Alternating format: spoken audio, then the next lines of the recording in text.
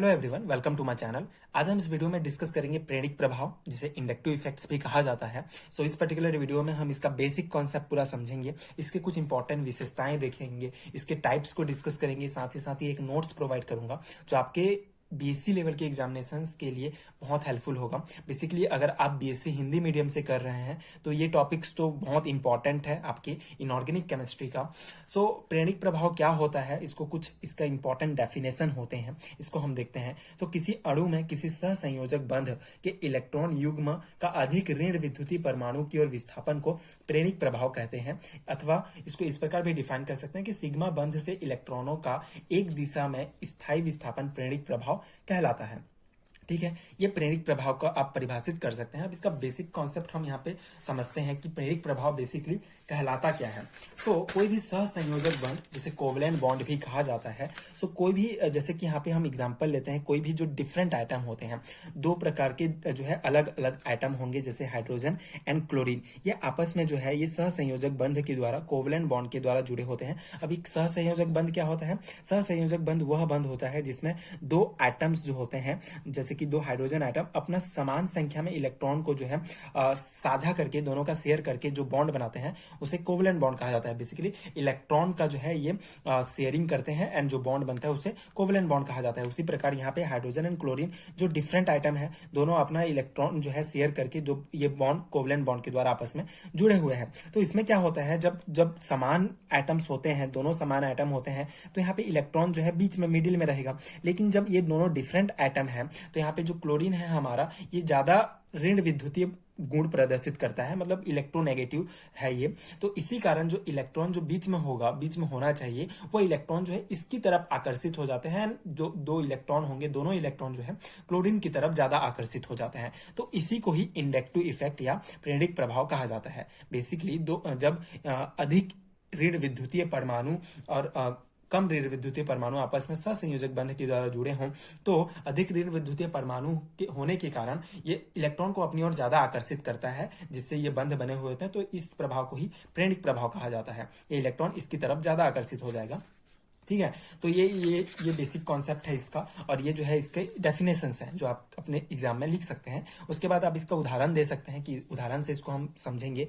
मान लो किसी सी वाई बंध में वाई परमाणु कार्बन परमाणु से अधिक ऋण विद्युती है, तो बंध का इलेक्ट्रॉन युग्म वाई परमाणु की ओर विस्थापित हो जाएगा। यहाँ पे एग्जांपल सेम है, ये वाई हमारा कोई अधिक ऋण विद्युतीय वाला ग्रुप है और ये कार्बन है। तो यहाँ पे देखते हैं ये अधिक ऋण विद्युतीय है, जिसके कारण ये इलेक्ट्रॉन्स होंगे इसके तरफ ज्यादा आकर्षित हो जाएंगे। अब ज्यादा आकर्षित होंगे तो इसमें जो है एक माइनस चार्ज जो है डेवलप हो जाएगा, और यहाँ पे एक प्लस चार्ज आ जाएगा। ठीक है, इसमें कम हो जाएगा, इलेक्ट्रॉन की कमी हो जाएगी क्योंकि ये इधर आकर्षित हो जाएंगे। तो ये उदाहरण आप देख सकते हैं। अब एक कार्बन श्रृंखला पर विचार करते हैं, जिसके एक सिरे पर क्लोरीन परमाणु है। अब ये कार्बन श्रृंखला वाला भी एक उदाहरण हम लेते हैं। ये कार्बन श्रृंखला है, ये क्लोरीन परमाणु है।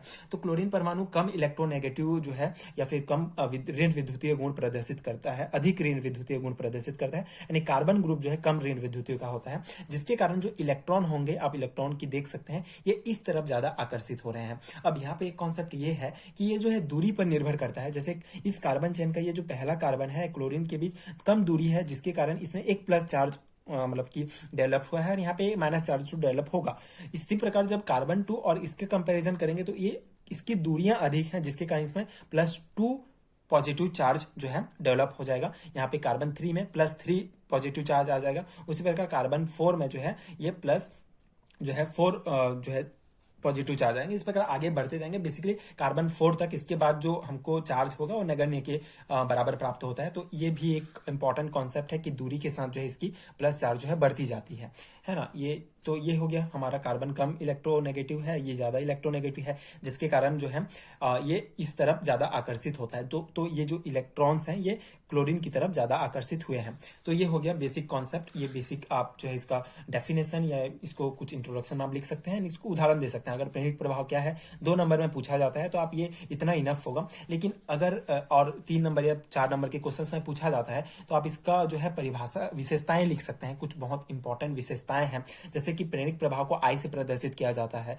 एक स्थायी प्रभाव होता है, परमानेंट इफेक्ट है ये, और यह प्रभाव केवल सिग्मा बंध से बंधित यौगिकों द्वारा प्रदर्शित किया जाता है। सिग्मा बंध से बंधित यौगिकों को द्वारा, जैसे कि हाइड्रोजन सिग्मा बंध के द्वारा हाइड्रोजन से, मतलब एक बॉन्ड पाई बॉन्ड नहीं होना चाहिए, सिर्फ सिग्मा बॉन्ड अगर बंधित यौगिक है तो उसमें प्रदर्शित किया जाता है। एंड इस प्रभाव के कारण आंशिक आवेश पृथक्करण उत्पन्न होता है। ठीक है, आंशिक आवेश आ जाता है, plus charge and minus charge, और इलेक्ट्रॉन साझे का इलेक्ट्रॉन युग्म एक ही दिशा में गति करते हैं। ठीक है, इलेक्ट्रॉन साझे का जो इलेक्ट्रॉन युग्म होगा एक ही दिशा में गति करते हैं। ठीक है, जैसे कि यहाँ पे इस एग्जांपल आप देख सकते हैं, इलेक्ट्रॉन जो है सिर्फ एक ही दिशा में, जो इलेक्ट्रॉन नेगेटिव ज्यादा है उसी तरफ जो है ये गति करते हैं, और इसे ट्रांसमिशन प्रभाव भी कहा जाता है।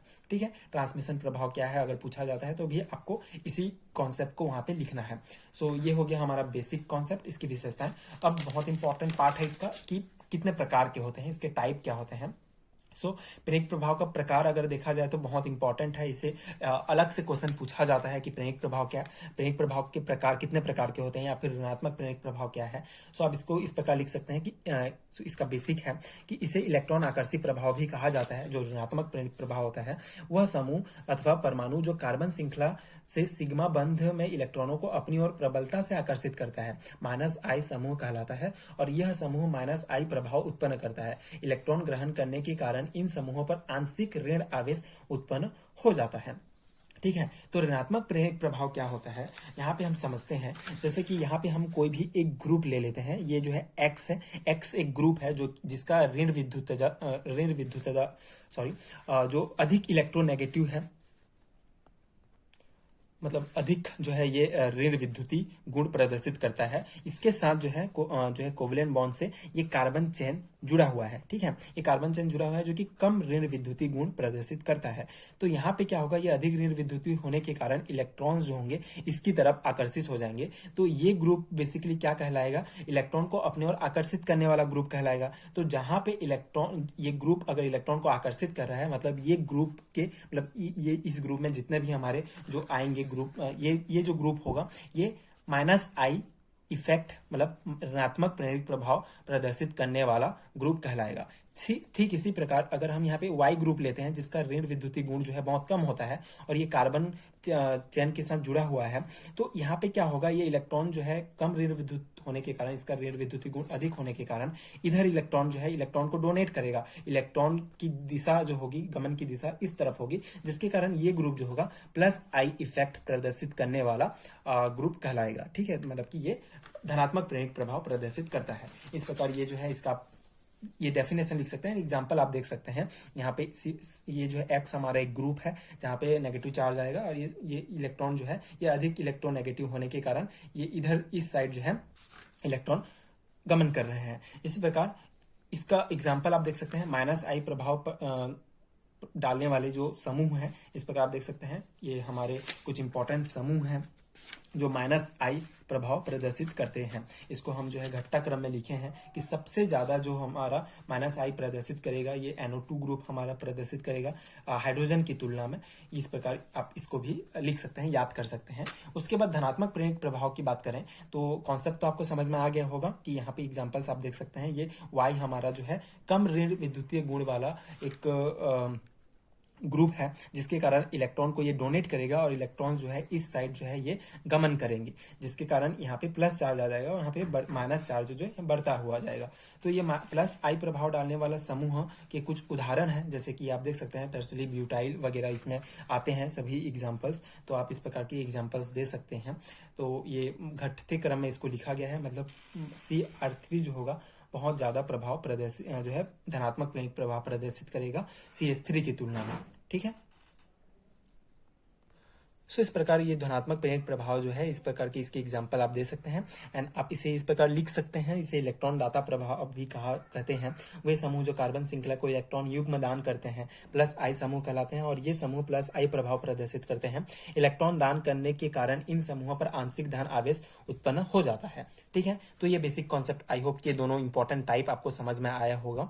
सो ये था प्रेरित प्रभाव का जो है complete notes and complete concept, जो कि BSc लेवल के एग्जामिनेशन के लिए काफी इंपॉर्टेंट है। सो इसके अलावा अगर आपको नोट्स चाहिए, पीडीएफ नोट्स चाहिए, तो आपको नीचे एक लिंक मिलेगा पीडीएफ लिंक का, आप वहाँ भी चेकआउट कर सकते हैं। वहाँ पे आपको एमएससी एंड बीएससी लेवल के सारे नोट्स मिल जाएंगे। सो बस यही था इस कॉन्सेप्ट का एनालिसिस। आगे की वीडियोस देखने के लिए चैनल के साथ जुड़े रहिए। आपको इस चैनल में इसी प्रकार बीएससी एंड एमएससी लेवल के सारे नोट्स मिलेंगे। सारे नोट्स एंड सारे टॉपिक्स के कॉन्सेप्ट में क्लियर कराऊंगा। सो आगे के वीडियोस देखने के लिए चैनल के साथ जुड़े रहिए। Thank you so much.